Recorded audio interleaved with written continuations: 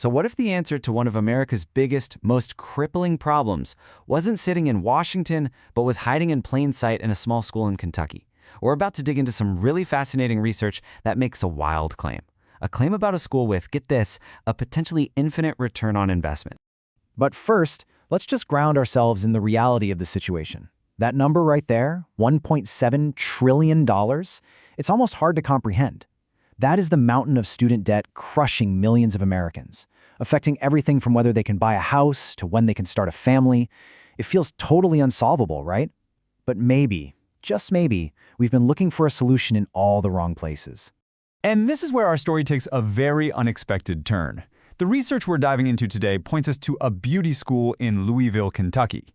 Yeah, I know what you're thinking. A beauty school? But trust me, you're going to want to stick around for this. It's not about the cosmetology. It's about the model. And that's what makes this whole thing so incredibly powerful. All right, so to really get why this school's approach is so revolutionary, we first have to put a name on the problem it's solving. The researchers call it the education debt trap.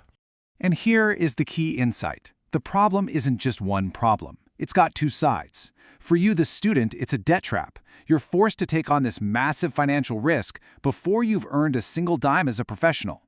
But for employers, it's something called an asymmetric information problem, which is really just a fancy way of saying a diploma doesn't actually tell them what they need to know. Does this person have grit? Do they have real skills? A piece of paper can't tell you that. Okay, so we've laid out the problem. Now let's get to the good part, the solution. And this is where our surprising hero comes onto the scene. A team of researchers from Tran University's College of Humanization did this really deep dive, an institutional analysis, of a place called the Louisville Beauty Academy, or LBA for short. They really wanted to figure out what made this place tick. And what they found led them to call it a freedom factory. How amazing is that?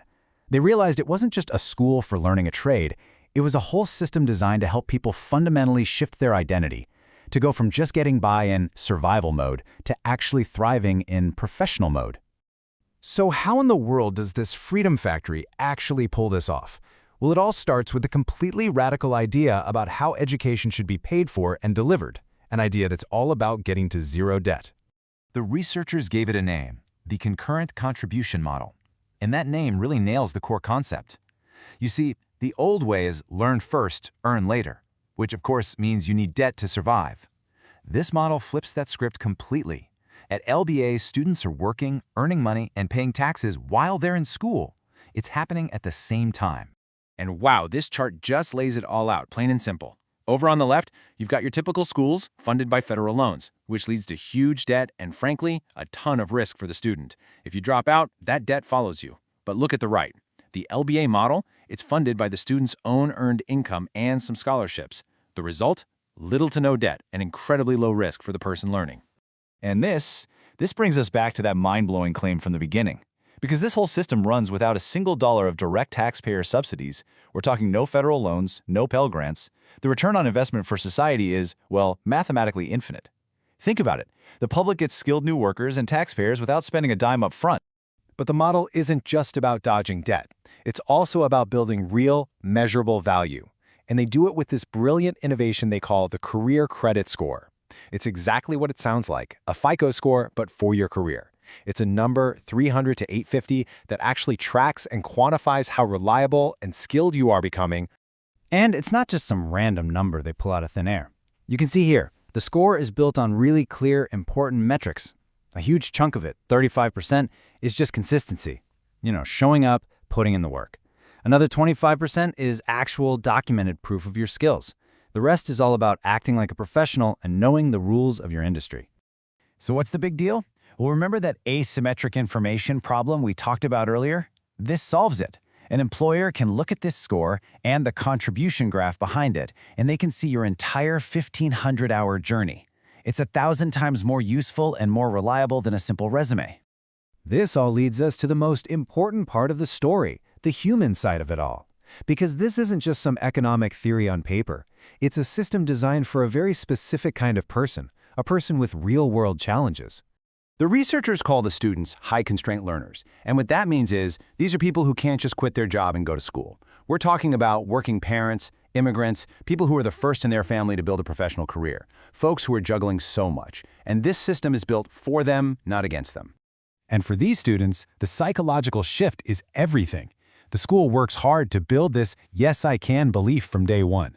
But here's the magic. It doesn't just stay a belief. Through all that hard work, all that documented progress, that feeling turns into the undeniable, concrete reality of, I have done it, the moment they get that state license.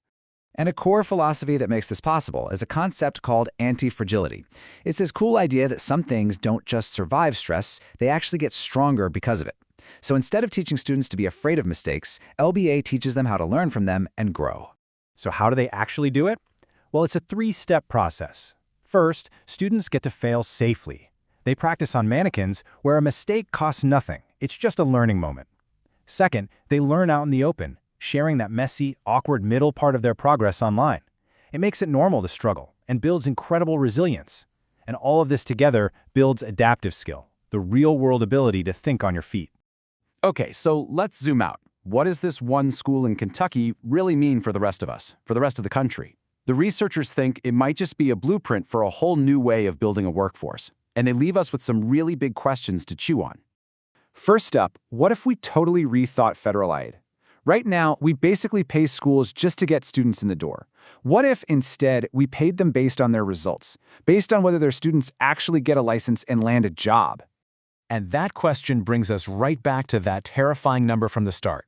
Could a whole network of small, community-based, debt-free schools like this one actually start to chip away at that 1.7 times trillion-dollar mountain of debt? And given how well this model works for immigrant students, the researchers pose another huge question. Could this be the blueprint we need for integrating new Americans into our skilled workforce all across the country? And really, it all boils down to this one final, provocative question. It's a fundamental shift in how we think about the value of education. Should we fund enrollment or should we fund employment? The answer to that could honestly change everything.